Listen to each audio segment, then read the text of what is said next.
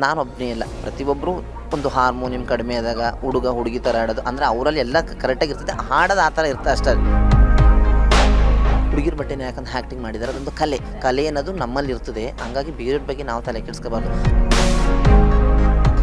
ಜನ್ಮ ಕೊಟ್ಟವ್ರು ತಂದೆ ತಾಯಿ ಇದ್ದರೆ, ಜೀವನ ಕೊಟ್ಟವರು ಕೃಷ್ಣ ಸರ್. ಲವ್ ಮಾಕ್ಟೇಲ್ 3 ಎಂಬ ಅದ್ಭುತವಾದ ಸಿನಿಮಾದಲ್ಲಿ ಒಂದು ಅದ್ಭುತವಾದ ಪಾತ್ರ ಕೊಟ್ಟು ಅದ್ಭುತವಾದ ಪಾತ್ರನ ಎಲ್ಲರೂ ಇಷ್ಟಪಡುವಂಗೆ ಮಾಡಿದ್ದಾರೆ. ಅಂದರೆ ಕೃಷ್ಣ ಸರ್ ಮತ್ತು ಮಿಲನಾ ಮೇಡಮ್ನ ದೇವ್ರ ಸ್ಥಾನದಲ್ಲೇ ನಾವು ನೋಡಬೇಕು.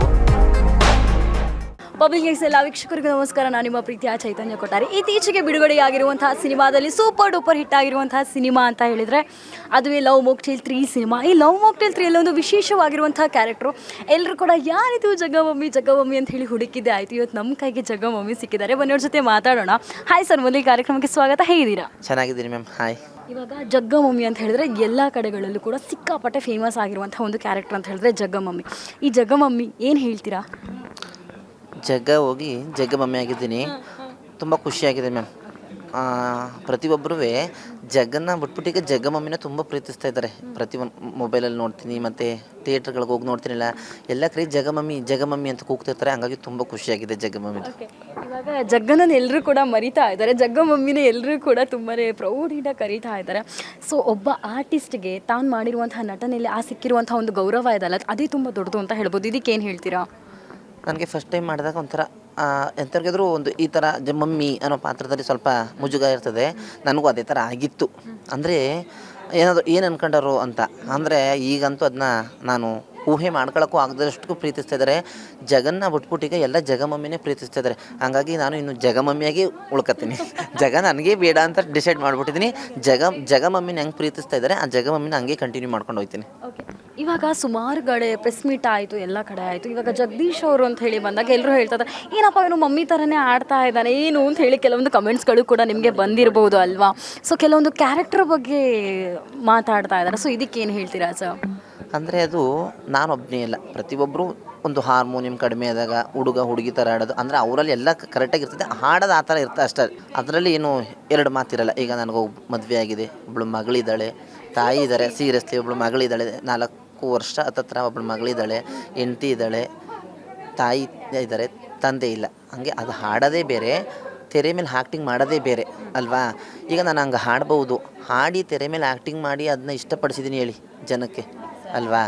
ಅದಂತೂ ತುಂಬ ಗ್ರೇಟ್ಫುಲ್. ಹಂಗಾಗಿ ನಾನು ಆ ಥರ ಆಡ್ತೀನಿ ಅನ್ನೋದಕ್ಕಿಂತ ಹೆಚ್ಚಾಗಿ ಈ ಥರ ಪಾತ್ರನ ದೊಡ್ಡ ಆರ್ಟಿಸ್ಟ್ಗಳೇ ಮಾಡಿದ್ದಾರೆ. ಮಾಮೂಲಿ ಅಂದರೆ ನಾನು ಮಮ್ಮಿ ಥರ ಮಾಮೂಲಿ ಬಟ್ಟೆ ಯಾಕೆ ಮಾಡಿದ್ದೀನಿ, ಕೆಲವರೆಲ್ಲ ಹುಡುಗಿರ ಬಟ್ಟೆನೇ ಯಾಕಂದ್ರೆ ಆ್ಯಕ್ಟಿಂಗ್ ಮಾಡಿದ್ದಾರೆ. ಅದೊಂದು ಕಲೆ ಅನ್ನೋದು ನಮ್ಮಲ್ಲಿ ಇರ್ತದೆ. ಹಂಗಾಗಿ ಬೇರೆಯವ್ರ ಬಗ್ಗೆ ನಾವು ತಲೆ ಕೆಡಿಸ್ಕೋಬಾರ್ದು. ನಮ್ಮಲ್ಲಿ ಏನು ಕಲೆ ಇದೆ ಇದನ್ನ ಓಪನ್ ಆಗಿ ಮಾಡಬೇಕು ತೆರೆ ಮೇಲೆ. ಅದನ್ನ ನಾನು ಮಾಡಿದ್ದೀನಿ ಅಷ್ಟೇ. ಇವಾಗ ಎಲ್ಲರೂ ಅಂದ್ಕೊಂಡಿದ್ರು, ನಮಗೆ ಗೊತ್ತಾಗಿಲ್ಲ, ಜಗ್ಗ ಡ್ಯಾಡಿ ಆಗಿದ್ದಾರೆ ಅಂತ ಗೊತ್ತಿರಲಿಲ್ಲ ನನಗೆ. ಓಕೆ, ನಿಮ್ಮ ಮಗಳು ಏನು ಹೇಳಿದ್ಲು ಸರ್ ಈ ಸಿನಿಮಾ ನೋಡಿ? ಅಂದರೆ ಅವಳು ಇನ್ನೂ ಚಿಕ್ಕವಳು. ಮೊಬೈಲಲ್ಲಿ ನೋಡಿದಾಗ ಅಪ್ಪ ಪಿಕ್ಚರಲ್ಲಿ ಮಾಡಿದ್ಯೇ ಅಪ್ಪ ಅಂದರೆ ಅವಳು ನಮ್ಮ ಅಕ್ಕಪಕ್ಕದವರೆಲ್ಲ ಹೇಳ್ತಿರ್ತಾರಲ್ಲ, ಅಪ್ಪ ಪಿಕ್ಚರಲ್ಲಿ ಮಾಡಿದ್ದೀನಿ, ನೀನು ಪಿಕ್ಚರ್ ನೋಡಿದ್ದೀನಿ ಅಂತ. ಅಂದರೆ ಮೊಬೈಲಲ್ಲಿ ನೋಡಿದಾಳೆ ಅಷ್ಟೇ, ಅವಳು ಇನ್ನೂ ಕರ್ಕೊಂಡೋಗಿಲ್ಲ. ಅವಳು ಏನು ಕರ್ಕೊಂಡೋಗಿಲ್ಲ, ಅವಳು ಸ್ವಲ್ಪ ದೃಷ್ಟಿ ಪ್ರಾಬ್ಲಮ್ಮು. ಅಂದರೆ ಏನಿಲ್ಲ, ತೋರಿಸ್ಬೋದು ಅಂದ್ರೆ ನಮಗೆ ಬೇಡ ಅಂತ ಅಷ್ಟೇ. ಈಗ ಅವಳಿಗೆ 3.5 ವರ್ಷ ಆಗೋದ್ರಿಂದ ತೋರಿಸಿಲ್ಲ. ಮೊಬೈಲಲ್ಲಿ ಸಣ್ಣ ಪುಟ್ಟದ್ದು ಬಂದಾಗೆಲ್ಲ ಹೇಳ್ತಾಳೆ, ಅಪ್ಪ ನೀನು ಪಿಕ್ಚರಲ್ಲಿ ಮಾಡಿದ್ದಿ ಅಂತ. ಅಂದರೆ ಇದು ಯಾವಾಗಲೂ ಇರುತ್ತೆ ಅಲ್ವಾ? ಇನ್ನೂ ಸ್ವಲ್ಪ ದೊಡ್ಡೊಳದ ಮೇಲೆ ಇದೇ ಯಾವಾಗಲೂ ಇದ್ದೇ ಇರ್ತದೆ, ಯಾವತ್ತು ಬೇಕಾದರೂ ತೋರಿಸ್ಬೋದು. ಹಂಗಾಗಿ ಅವಳಿಗೆ ತೋರಿಸಿಲ್ಲ. ಮನೆಯವರೆಲ್ಲ ನೋಡಿದ್ದಾರೆ, ನನ್ನ ರಿಲೇಟಿವ್ಸ್ ಎಲ್ಲ ನೋಡಿದ್ದಾರೆ. ಎಲ್ಲ ನೋಡಿ ತುಂಬ ಖುಷಿ ಪಟ್ಟಿದ್ದಾರೆ. ತುಂಬ ಖುಷಿಯಾಗಿದೆ ಮ್ಯಾಮ್. ಸರ್, ಇವಾಗ ಎಲ್ಲ ಕಡೆಗಳಲ್ಲೂ ಕೂಡ ರೆಕಗ್ನೈಸೇಷನ್ ಅನ್ನುವಂಥದ್ದು ಸಿಕ್ಕಾಪಟ್ಟೆ ದೊಡ್ಡ ಮಟ್ಟಿಗೆ ನಿಮಗೆ ಸಿಗ್ತಾ ಇದೆ. ಜೊತೆಗೆ ನೀವು ಎಲ್ಲ ಒಂದು ಇವತ್ತಿನ ಪ್ರೆಸ್ ಮೀಟಲ್ಲಿ ಆಗಿರ್ಬೋದು, ಪ್ರತಿ ಪ್ರೆಸ್ ಮೀಟಲ್ಲೂ ಕೂಡ ಡಾರ್ಲಿಂಗ್ ಕೃಷ್ಣ, ಅದೇ ರೀತಿ ಮಿಲನ್ ಅವರನ್ನು ಎಷ್ಟು ಹೊಗಳಿದ್ರು ಸಾಕಾಗೋದಿಲ್ಲ ಅನ್ನುವಂಥದ್ದು ಒಂಥರ ದೇವರ ರೀತಿ ಟ್ರೀಟ್ ಮಾಡ್ತಾ ಇದ್ದೀರಾ. ಸೊ ಇಬ್ಬರ ಬಗ್ಗೆ ಏನು ಹೇಳ್ತೀರಾ? ಅವ್ರ ಬಗ್ಗೆ ಹೇಳಬೇಕು ಅಂದರೆ ದೇವರೇ ಅವರು ನನ್ನ ಪಾಲ್ಗೆ.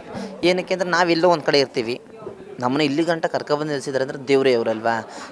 ಜನ್ಮ ಕೊಟ್ಟವ್ರು ತಂದೆ ತಾಯಿ ಇದ್ದರೆ, ಜೀವನ ಕೊಟ್ಟವರು ಕೃಷ್ಣ ಸರ್. ಲವ್ ಮಾಕ್ಟೇಲ್ 3 ಎಂಬ ಅದ್ಭುತವಾದ ಸಿನಿಮಾದಲ್ಲಿ ಒಂದು ಅದ್ಭುತವಾದ ಪಾತ್ರ ಕೊಟ್ಟು ಅದ್ಭುತವಾದ ಪಾತ್ರನ ಎಲ್ಲರೂ ಇಷ್ಟಪಡುವಂಗೆ ಮಾಡಿದ್ದಾರೆ. ಅಂದರೆ ಕೃಷ್ಣ ಸರ್ ಮತ್ತು ಮಿಲನಾ ಮೇಡಮ್ನ ದೇವ್ರ ಸ್ಥಾನದಲ್ಲೇ ನಾವು ನೋಡಬೇಕು. ಯಾಕೆಂದರೆ ದೇವರು ಅದು ಹೇಳಿದ್ನಲ್ಲ, ಈಗ ದೇವರು ನಮ್ಮ ಕಣ್ಣು ಕಾಣಲ್ಲ, ಒಬ್ಬರನ್ನ ಸೃಷ್ಟಿ ಮಾಡಿರ್ತಾನೆ, ಇವರಿಂದ 4 ಜನನ ಬೆಳೆಸಲಿ ಅಂತ. ಆ ಥರ ನನ್ನ ಅವರು ಕರ್ಕೊಂಡು ಬಂದು 4 ಜನ ಗುರುತಿಸೋಂಗೆ ಮಾಡಿದ್ದಾರೆ. ಅವ್ರನ್ನ ನಾನು ಯಾವತ್ತೂ ಮರೆಯೋದೇ ಇಲ್ಲ, ಮರೆಯೋಕ್ಕಾಗೋದೂ ಇಲ್ಲ ಬಿಡಿ. ಇವಾಗ ಜಗ್ಗಮಮ್ಮಿಗೆ ಸಿಕ್ಕಿರುವಂತಹ ಒಂದು ಹೈಪ್ ಆಗಿರ್ಬೋದು, ಎಲ್ಲರ ಬಾಯಲ್ಲಿ ಕೇಳ್ತಾ ಇರುವಂತಹ ಮಾತಾಗಿರ್ಬೋದು ತುಂಬ ಪ್ರೀಷಿಯಸ್ ಅಂತ ಹೇಳಿ ಅನಿಸುತ್ತೆ. ಜೊತೆಗೆ ಈ ಜಗ್ಗಮಮ್ಮಿ ಸ್ಟಾರ್ಟಿಂಗ್ ಹೇಳಿದರು, ಎಲ್ರಿಗೂ ಡೌಟ್ ಎಲ್ಲಿಂದ ಬಂದರು ಈ ಕ್ಯಾರೆಕ್ಟರ್, ಒಂದು ಎಲ್ಲಿ ಸಿಕ್ತು ಈ ಅದ್ಭುತವಾಗಿರುವಂಥ ಪ್ರತಿಭೆ ಅಂತ ಹೇಳಿ. ಸೊ ಅವ್ರ ಮನೇಲಿ ಕೆಲಸ ಮಾಡ್ತಾ ಇದ್ರಂತೆ, ಅವ್ರ ಅಕ್ಕನ ಮನೇಲಿ. ಸೊ ಇದೇನು ಸ್ಟೋರಿ ನಮಗೆ ಸ್ವಲ್ಪ ಹೇಳ್ಬೋದಾ ಅಂತ ಹೇಳಿ. ನಾನು 8ನೇ ಕ್ಲಾಸ್ ಓದಿರೋದು. ನಮ್ಮದು ಅದೇ ಹೇಳಿದ್ನಲ್ಲ ಮೊದಲೇ ಶೂಟಿಂಗ್ ಮಹದೇವಪುರ. ಅದು ನಿಮ್ಮ ಊರ ಹೆಸರು ಹೇಳಿ ಸರ್. ಶೂಟಿಂಗ್ ಮಹದೇವಪುರ, ಮಂಡ್ಯ ಜಿಲ್ಲೆ. ಅಯ್ಯೋ ನಮ್ಮ ಫ್ರೆಂಡ್ಸ್ಗಳು ನಮ್ಮೂರವ್ರು ಅಂತೂ ಫುಲ್ಲು ಕೋಪ ಮಾಡ್ಕೊಬಿಡ್ತಾರೆ ಇಲ್ಲಿಂದ ಹೋದ್ಮೇಲೆ. ಹಾಗಾಗಿ ಶೂಟಿಂಗ್ ಮಹದೇವಪುರ 8ನೇ ಕ್ಲಾಸ್ ಓದಿರೋದು. ಅಪ್ಪ ಅಮ್ಮನಿಗೆ ವಯಸ್ಸಾಗಿರೋದ್ರಿಂದ ನಾನು ಕೆಲಸ ಮಾಡಬೇಕಾದಂಥ ಅನಿವಾರ್ಯ. ಸ್ಕೂಲ್ ಬಿಟ್ಬಿಟ್ಟು ಕೆಲಸಕ್ಕೆ ಸೇರ್ಕೊಂಡೆ. KMF ಡೈರಿಲಿ ನಂದಿನಿ ಕೆಲಸ ಮಾಡ್ತಾಯಿದ್ದೆ. ಒಂದು 10 ವರ್ಷ ಕೆಲಸ ಮಾಡಿದೆ ಅಲ್ಲಿ. ಅದು ಮಾಡ್ಕೊಂಡೆ ಪಾರ್ಟ್ ಟೈಮ್ ಕೆಲಸ ಮಾಡ್ತಾಯಿದ್ದೆ. ಅಲ್ಲಿಗೆ ಕೃಷ್ಣ ಸರ್ ಅಕ್ಕ ಸೌಮ್ಯ ಮೇಡಮ್ ಮ್ಯಾನೇಜರ್. ಅವರು ನನಗೆ ತುಂಬ ಕ್ಲೋಜು. ಕ್ಯಾಂಟೀನ್ಗೆ ಊಟಕ್ಕೆಲ್ಲ ಬರೋರು. ಹಂಗಾಗಿ ಹಿಂಗೆ ಕೆಲಸ ಆಯ್ತು ಅಂತ ಕೇಳಿದೆ. ಆಯ್ತು ಅಂದರು. ಅವ್ರ ಮನೆ ಕೆಲಸಕ್ಕೆ ಹೋಗ್ತಾಯಿದ್ದೆ. ಹೋಗ್ತಿರ್ಬೇಕಾದ್ರೆ ಒಂದು 5 ಇಯರ್ಸ್ ಕೆಲಸ ಮಾಡಿದೆ. ಆಮೇಲೆ ಕೃಷ್ಣ ಸರ್ ಮನೆಗೂ ಹೋಗ್ಬೇಕಾದಂಥ ಅನಿವಾರ್ಯ ಬಂತು. ಕೃಷ್ಣ ಸರ್ ತಂದೆ ತಾಯಿ ಮನೆಗೂ ಹೋದೆ, ಕೆಲಸ ಮಾಡ್ತಾಯಿದ್ದೆ. ಕೃಷ್ಣ ಸರ್ ಪರಿಚಯ ಆದರು. ಅಂದರೆ ಜಾಸ್ತಿ ಕೃಷ್ಣ ಸರ್ ಕಂಡ್ರೆ ನಂಗೆ ಸ್ವಲ್ಪ ಈಗಲೂ ಭಯ, ಆಗಲೂ ಭಯನೇ. ಮಿಲನ ಮೇಡಮ್ಮು ಒಂಥರ ನನಗೆ ಅಕ್ಕ ಅವರು ಎಲ್ಲ ಮಾತಾಡೋದು, ಫ್ಯಾಮಿಲಿ ಬಗ್ಗೆ ವಿಚಾರಿಸೋದು. ಪಾಪು ಚೆನ್ನಾಗಿದ್ದಾಳೆ, ಮೊದಲು ನಾನು ಚೆನ್ನಾಗಿದ್ದೀನಿ, ಫ್ಯಾಮಿಲಿಯವ್ರು ಎಲ್ಲರೂ ಪ್ರತಿಯೊಂದು ವಿಚಾರಿಸೋ. ಹಾಗಾಗಿ ಸ್ವಲ್ಪ ಕ್ಲೋಜು. ಹಾಗಾಗಿ ಈ ಥರ ಒಂದು ಪಾತ್ರ ಇದೆ, ಮಾಡಬೇಕು ಅಂತ ಕೇಳ್ತಾರೆ. ನನಗೆ ಫುಲ್ ಖುಷಿ. ಶೂಟಿಂಗ್ ಮಹದೇವಪುರ ನನಗೆ ಅಯ್ಯೋ ಅಂತ ಅದು ತೆರೆ ಮೇಲೆ ನೋಡಬೇಕಲ್ಲ ಅನ್ನೋದ್ರ ಖುಷಿ. ಹಾಗಾಗಿ ಕೃಷ್ಣ ಸರ್ ಕೇಳಿದ್ಮೇಲೆ ಬೆಂಗಳೂರಿಗೆ ಬಂದೆ. ಪ್ರಾಕ್ಟೀಸ್ ಮಾಡಿಸಿದ್ರು. 3 ತಿಂಗಳು ಇಲ್ಲೇ ಇರಬೇಕು ಅಂತ ಹೇಳಿದ್ರು. ನನಗೆ ಫುಲ್ ಭಯನೇ ಆಗೋಯ್ತು. ಅಯ್ಯೋ ಇವರೇನಪ್ಪ ಒಂದು ವಾರ ಹತ್ತಿ ನನಗೆ 3 ತಿಂಗಳು ಮಾಡ್ತಾವ್ರಿಲ್ಲ ಅಂತ. ಅಂದ್ರೆ ನನಗೆ ವಾಪಸ್ ಹೊರಟೆ ಹೋಗಬೇಕು ಅನಿಸ್ಬಿಟ್ಟಿತ್ತು. ಆದರೆ ಹೋಗಬಾರ್ದು ಅನ್ನಿಸ್ತು ಒಂದು ಸರಿ. ಏನಕ್ಕೆ ಅಂದರೆ ಇಲ್ಲಿಗೆ ಬಂದಿದ್ದೀನಿ, ಆಟವಾಗಿ ಇದು ಮಾಡಲೇಬೇಕು ಏನಾದರೂ ಆಗಲಿ. ಆಮೇಲೆ ನಾವೆಲ್ಲ ತೆರೆ ಮೇಲೆ ಬರಬೇಕು ಅಂದರೆ ತುಂಬ ಕಷ್ಟ.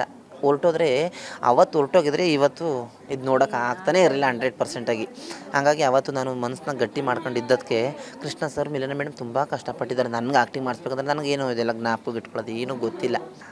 ಡೈಲಿ ಒಂದೊಂದು ಪೇಜ್ ಬರೆಯೋದು, ಪ್ರಾಕ್ಟೀಸ್ ಮಾಡಿಸೋದು, ಅವರೆಲ್ಲ ಡೈಲಾಗ್ಗಳನ್ನೆಲ್ಲ ಹೇಳ್ಕೊಡೋದು, ಈ ರೀತಿ ಹೇಳ್ಬೇಕು, ಈ ರೀತಿ ಆ್ಯಕ್ಟಿಂಗ್ ಮಾಡಬೇಕು ಅಂತ. ಆಮೇಲೆ ಅವ್ರು ಹೇಳಿ ಆಮೇಲೆ ಬಿಡೋರು. ನಾನು 1-2 ಅವರ್ಸ್ ಪ್ರಾಕ್ಟೀಸ್ ಮಾಡೋದು, ಗಟ್ಟಿ ಮಾಡೋದು, ಇದೇ ಥರ ಇತ್ತು. ಆಮೇಲೆ ಹಂಗಾಗಿ ಪ್ರಾಕ್ಟೀಸ್ ಮಾಡ್ತಾ ಕರೆಕ್ಟಾಗಿ ಆಯಿತು. ಓಕೆ ಮಾಡ್ತಾನೆ ಅನ್ನೋದೊಂದು ಅವ್ರಿಗೂ ಕಾನ್ಫಿಡೆಂಟು, ನನಗೂ ಒಂದು ಖುಷಿ ಆಯಿತು. ಮಾಡ್ತೀನಿ. ಫಿಲಮ್ ಪೂರ್ತಿ ಟ್ರಾವೆಲ್ ಇರೋದ್ರಿಂದ ಇನ್ನೂ ಖುಷಿ. ಹಾಗಾಗಿ ತುಂಬ ಖುಷಿಯಾಗಿದೆ. ಕೃಷ್ಣ ಸಾರು ಮತ್ತು ಮಿಲನ ಮೇಡಮು ನನಗೆ ಆ್ಯಕ್ಟಿಂಗ್ ಕಲ್ಸೋಕೆ ತುಂಬ ಕಷ್ಟಪಟ್ಟಿದ್ದಾರೆ. ಅದಂತೂ 2 ಮಾತೇ ಇಲ್ಲ. ಅವ್ರನ್ನ ಯಾವತ್ತಿಗೂ ಮರೆಯಲ್ಲ ನಾನು. ಓಕೆ, ಇವಾಗ ಪ್ರತಿಯೊಬ್ಬರ ಒಂದು ಹುಡುಗನ ಹಿಂದೆ ಒಂದು ಹುಡುಗಿ ಶಕ್ತಿ ಇರುತ್ತೆ ಅಂತ. ನೀವು ಮಮ್ಮಿ ಜಗ್ಗ ಡ್ಯಾಡಿ ಆಗಿದ್ದೀರಾ ಅಂತ ಹೇಳಿ ಕೇಳಿನೇ ಎಲ್ರಿಗೂ ಆಶ್ಚರ್ಯ ಆಗಿರುತ್ತೆ.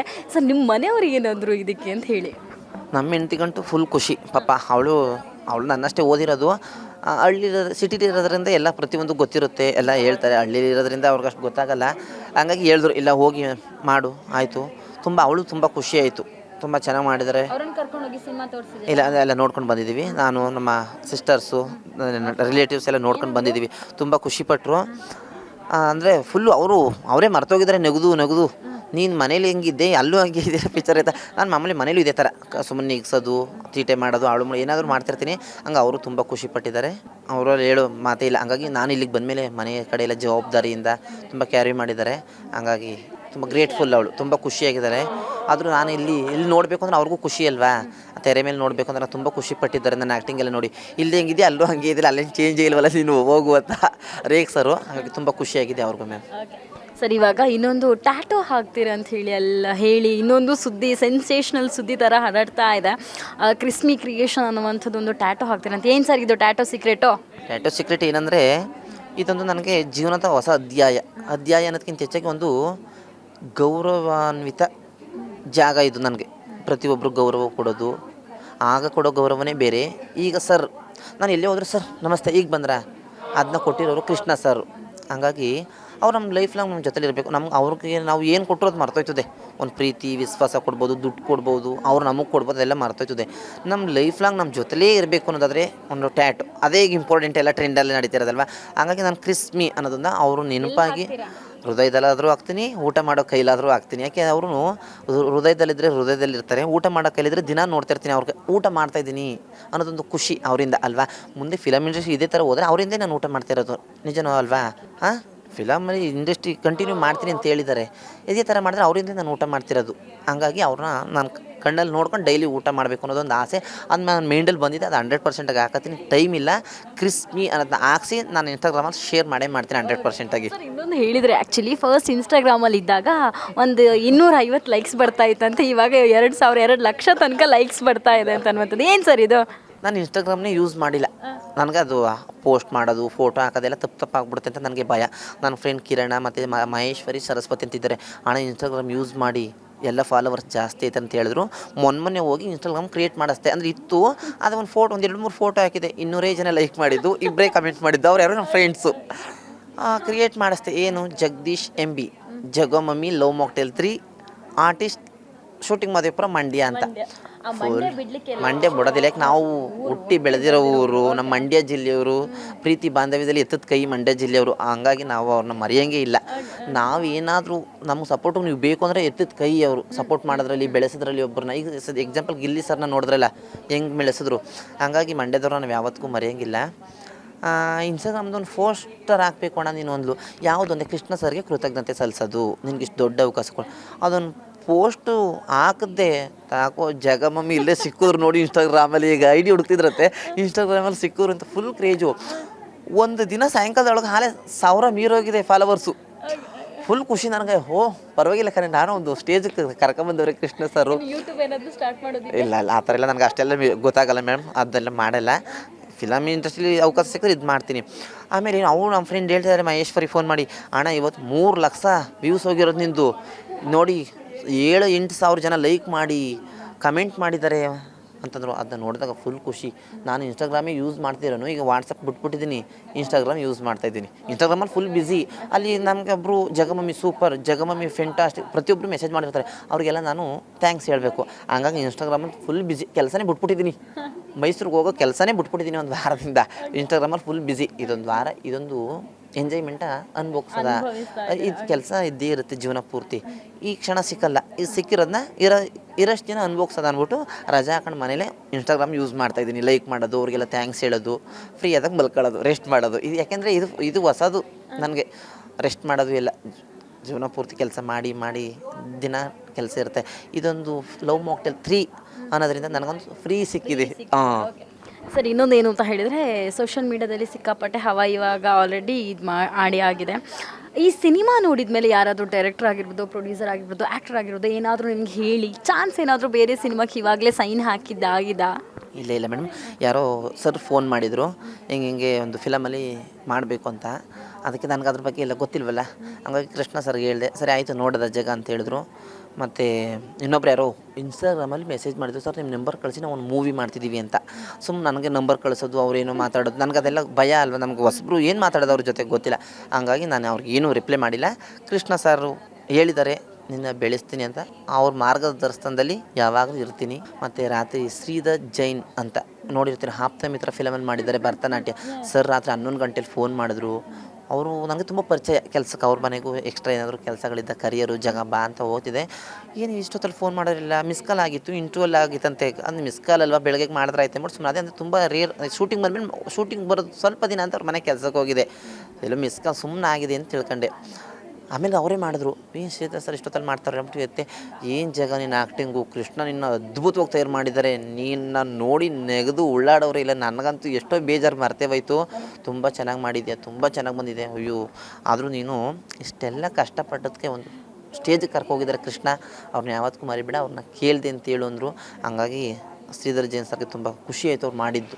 ಎಲ್ರಿಗೂ ಫೋನ್ ಮಾಡಲ್ಲ, ಅವರೆಲ್ಲ ದೊಡ್ಡ ದೊಡ್ಡ ವ್ಯಕ್ತಿಗಳು. ಅದನ್ನು ನನಗೆ ಮಾಡಿ ತುಂಬ ಹೊಗಳಿ ಸಂತೋಷ ಪಡಿಸಿದ್ರು. ಅಂದರೆ ಅದಕ್ಕೆಲ್ಲ ಲವ್ ಮಾಕ್ಟೇಲ್ 3 ಚಿತ್ರನೇ ಕಾರಣ.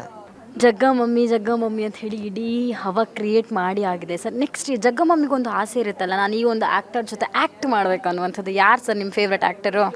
ತುಂಬ ಜನ ಇದ್ದಾರೆ, ಒಬ್ಬರೆಲ್ಲ ಹೇಳೋಕ್ಕಾಗಲ್ಲ. ಒಬ್ರು ಹೇಳ್ತಾರೆ, ಒಬ್ರಿಗೆ ಎಲ್ಲರ ಜೊತೆನೂ ಆ್ಯಕ್ಟಿಂಗ್ ಮಾಡಬೇಕು ಅಂತ ಆಸೆ. ಸುದೀಪ್ ಸರ್ ಜೊತೆ, ದರ್ಶನ್ ಸರ್ ಜೊತೆ, ರಿಷಬ್ ಶೆಟ್ಟಿ ಸರ್ ಜೊತೆ, ಎಲ್ಲರ ಜೊತೆನೂ ಆ್ಯಕ್ಟಿಂಗ್ ಮಾಡಬೇಕು ಅಂತ ಆಸೆ. ಅವರೆಲ್ರಿಗೂ ಮನವಿ ಮಾಡಿ ಕೇಳ್ಕೊಳ್ತೀನಿ, ನಾನು ಶೂಟಿಂಗ್ ಮಾದೇಪುರದವನು, ನಿಮ್ಮ ಜೊತೆ ಆ್ಯಕ್ಟಿಂಗ್ ಮಾಡಬೇಕು ಅಂತ ನಮ್ಮ ಊರವ್ರಿಗೆಲ್ಲರೂ ತುಂಬ ಆಸೆ. ಈಗ ಎಲ್ರಿಗೂ ಅಭಿಮಾನಿ ಬಳಗನದು ಇರುತ್ತೆ, ದರ್ಶನ್ ಅಭಿಮಾನಿಗಳಿರ್ತಾರೆ, ಸುದೀಪ್ ಸರ್ ಅಭಿಮಾನಿಗಳಿರ್ತಾರೆ, ಎಲ್ರಿಗೂ ಆಸೆ. ಅವರೆಲ್ಲ ನನ್ನ ಫ್ರೆಂಡು, ಸುದೀಪ್ ಸರ್ ಜೊತೆ ಒಂದು ಆ್ಯಕ್ಟಿಂಗ್ ಮಾಡೋದು. ಹಂಗಾಗಿ ಅವರೆಲ್ರಿಗೂ ನಾನು ಮನವಿ ಮಾಡಿ ಕೇಳ್ಕೊತೀನಿ, ನನಗೆ ಒಂದು ಚಿಕ್ಕ ಅವಕಾಶ ಕೊಡಿ ಅವ್ರ ಆಸೆನ ಈಡೇರ್ಸೋಕ್ಕೆ. ನಮ್ಮ ಊರಲ್ಲಿ ನಿಮ್ಮ ಅಭಿಮಾನಿಗಳವರೆಲ್ಲ ಅವ್ರ ಆಸೆಗಳನ್ನ ಈಡೇರ್ಸೋಕ್ಕೆ ನನಗೊಂದು ಚಿಕ್ಕ ಅವಕಾಶ ಕೊಡಿ ಅಂತ ಕೇಳ್ಕೊತೀನಿ ಅವ್ರನ್ನ.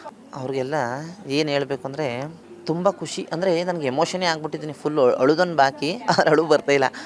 ಎಲ್ಲರೂ ಪ್ರತಿಯೊಬ್ಬರು ಮೆಸೇಜ್ ಮಾಡೋದು, ವಾಟ್ಸಪ್ಪಲ್ಲಿ ಮಾಡೋದು, ಇನ್ಸ್ಟಾಗ್ರಾಮಲ್ಲಿ ಮೆಸೇಜ್ ಮಾಡೋದು, ಜಗಮಮ್ಮಿ ನಿಮ್ಮ ಆ್ಯಕ್ಟಿಂಗ್ ಸೂಪರ್ ಪ್ರತಿಯೊಬ್ಬರು. ನಾನು ಇದುವರೆಗೂ ಒಂದು ಬ್ಯಾಡ್ ಕಮೆಂಟ್ ನೋಡೇ ಇಲ್ಲ. ನಾನು ಡೈಲಿ ಇನ್ಸ್ಟಾಗ್ರಾಮ್ ಯೂಸ್ ಮಾಡ್ತಿದ್ದೀನಲ್ಲ, ಅಥವಾ ಬೇರೆ ಯಾರಾದರೂ ಕಳಿಸೋರು ಅಷ್ಟೇ ಬೇಡ ಕಮೆಂಟ್ ಇಲ್ಲ, ಜಗಮಮ್ಮಿ ಸೂಪರ್. ಹಂಗಾಗಿ ಜಗಮಮ್ಮಿನ ಹೀಗೆ ಪ್ರೀತಿಸ್ತಾ ಇರಿ, ಇನ್ನು ಮುಂದೆ ನನ್ನ ಕೈ ಬಿಡಬೇಡಿ, ಇದೇ ಥರ ನಾನು ಮುಂದಕ್ಕೆ ಕರ್ಕೊಂಡೋಗಿ ನಿಮ್ಮ ಜಗಮಮ್ಮಿನ ಅಂತ ಎಲ್ರಿಗೂ ಕೇಳ್ಕೊತೀನಿ please. Thank you sir and all the very best. ಗೆಸ್ ಕೇಳಿದ್ರಲ್ಲ ವೀಕ್ಷಕರು, ಇದು ನಮ್ಮೆಲ್ಲರ ಪ್ರೀತಿಯ ಜಗ್ಗ ಮಮ್ಮಿ ಮಾತಾಡಿರುವಂಥ ಮಾತಿದಾಗಿದ್ದು. ಕ್ಯಾಮ್ರಾ ಪರ್ಸನ್ ಜಾನ್ ಜೊತೆ ಚೈತನ್ಯ ಕೊಠಾರಿ, ಪಬ್ಲಿಕ್ ನೆಕ್ಸ್ಟ್, ಬೆಂಗಳೂರು.